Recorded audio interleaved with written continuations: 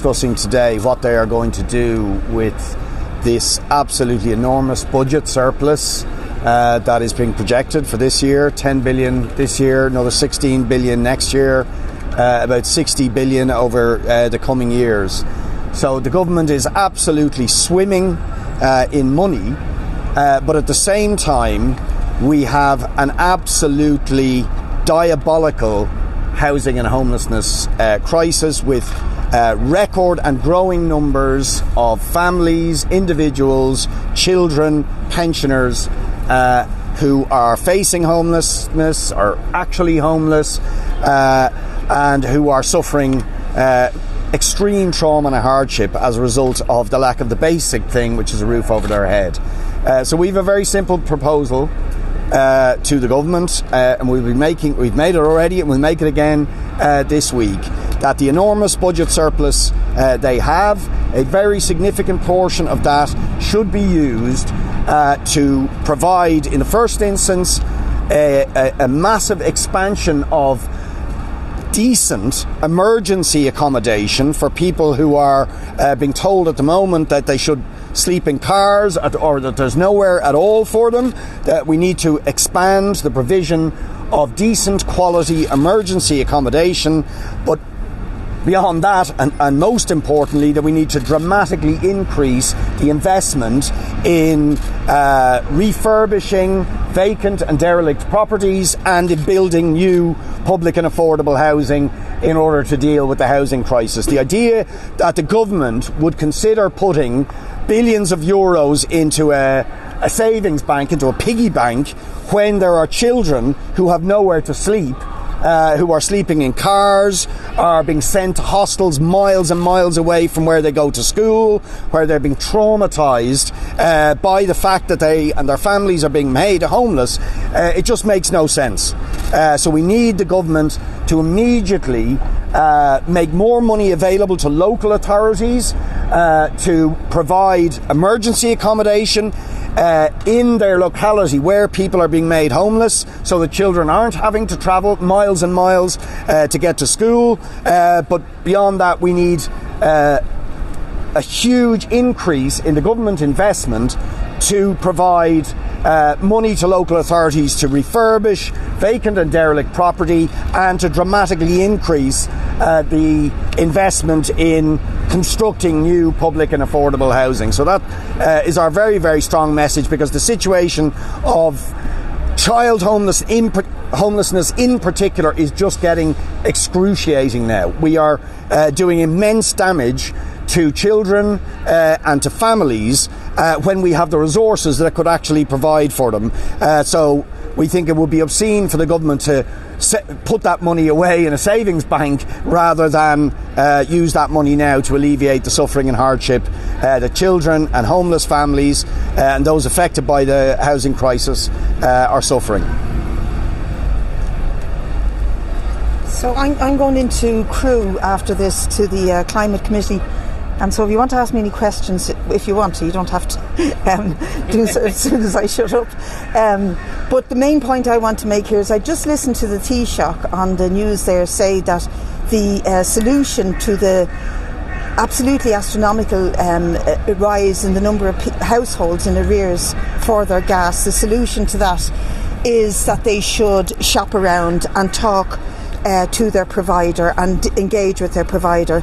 It's the same old story that he has been giving out for the last 2 years, and yes, there is a massive increase in the number of people in arrears, particularly for their gas. Electricity arrears, interestingly, are going down, but not surprising since it was subsidised by the government.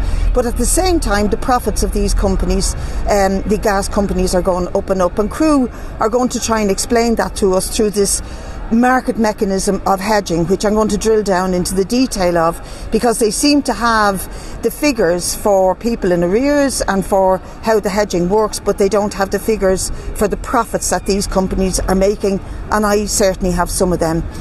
So what this indicates is, just like the grocery industry, where the Minister will sit down tomorrow for a cup of coffee with the heads of the grocery industry and have a nice chat with them.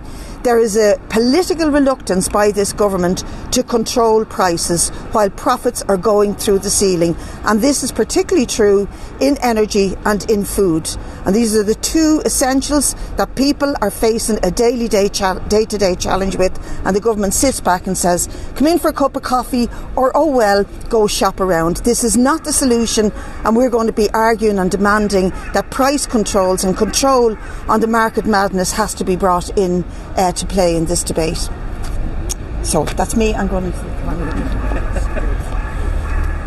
So I'm looking beyond the press pack at who's arriving through the gates of Dáil Éireann at the moment. There's some guests of mine who are going to be addressing a gathering of TDs and senators in the AV room. Now my understanding is that you guys are not allowed into the AV room, but if you want to talk to some of my guests while they're here today, I'll be happy to introduce you. So essentially what it's about is, at the start of this year, 1,000 nurses from India arrived in this country as part of the terms of a deal, a work permit deal that was hammered out. Mary Butler, Junior Minister, would be very well aware of the details of that arrangement. And they started working in private nursing homes. I'm not certain on this, perhaps some as well as home care assistants, what used to be called home helps, but overwhelmingly as healthcare assistants in private nursing homes. There were labour shortages there, and this was seen as a way of dealing with that. Issues and problems have arisen. The terms of the agreement was that these nurses working as healthcare assistants were to receive a basic wage of €27,000 per annum. Now, the owners of the private nursing homes have the right to pay higher than that, but when 27,000 is stipulated as the basic in agreement, as you can imagine, the vast bulk are being paid 27,000 and not a penny more. The work is stressful, it's demanding, it's exhausting, it's mentally draining work. And these workers, mainly women, are doing this while the Irish state forces them, in reality, to be separate from their kids, to be away from their families, and to be away from their partners. Because, as you will know, the threshold for the visa to come to Ireland, €30,000 needs to be your minimum income per annum if you're even going to be considered. And these workers are €3,000 below it. So they're on their own doing this really valuable work for our health services, and yet they're forced to be away from their families. And I think that that's wrong. Also, they have nursing qualifications, which would be the equivalent of QQI level 8 or 9 in this country. But they're being asked to do QQI level 5 training as a healthcare assistant. And you have to buy that. You have to pay for the training. It can be up to €1,700 a year. And they're being asked to pay for it out of their own pockets. So the representatives of Migrant Nurses Ireland and the nurses who are here in person today will be saying that the threshold should be at a minimum reduced, or else their pay should be increased over the 30,000 mark, maybe make them level with healthcare assistants in the HSE, and that they shouldn't be forced to do this training. In reality, they've done it already, but if the state insists on it, that the state should pay for that. So the story today is going to be dominated by other issues. I know that, but this is an important issue. We'll be raising it in the debate about skill levels, European Union skill levels, tomorrow. And if there are any reporters present here who wish to speak to any of the people I've invited in, just maybe have a quiet word with me before I dash away at the end to see them. Okay? Thank you. Sorry on that. Is that threshold something that requires legislation to change, or is it something that could be changed by the government through that? My understanding is that is part of EU legislation, and therefore reducing the level to 27,000 would be very challenging. The far more easy way to do it is to say, for example, that a healthcare assistant in the HSE in the public sector has a wage of over 31,000 a year, so they will be levelled up, and therefore they would exceed the threshold. Thank you. Okay, I just want to talk briefly about the latest developments in what is a government war on neutrality.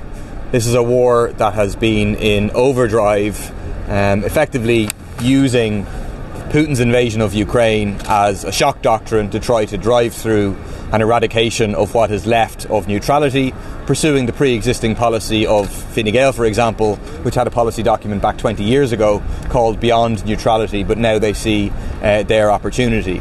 Obviously, the obstacle to this has been public opinion, which continues to very solidly support neutrality. And so the latest developments is the so-called consultative forums, which are going to take place across the country in June. This idea was first raised in the form of a citizens' assembly. When Micheál Martin was Taoiseach, he said we would consider the idea of a citizens' assembly. The government then remembered that the core part of a citizens' assembly is a random selection of citizens who would therefore likely reflect broad public support for neutrality, and then that idea was shelved, and instead we've got this idea of consultative forums based on the principles of the Citizens' Assembly, but of course without the core principle of the Citizens' Assembly, which is the presence of the citizens. And the more we hear about these consultative forums, the more clear it is that this is an absolute ready-up. It has a predetermined outcome, which is a further elimination of what is left of neutrality. Two key parts of evidence for that. One is the chairperson who was chosen by the government is a woman called Louise Richardson, who after her name has the letters DBE. DBE means that Louise Richardson is a Dame of the British Empire, and she's chairing our forums, which are going to, make recommendations in terms of neutrality and so on.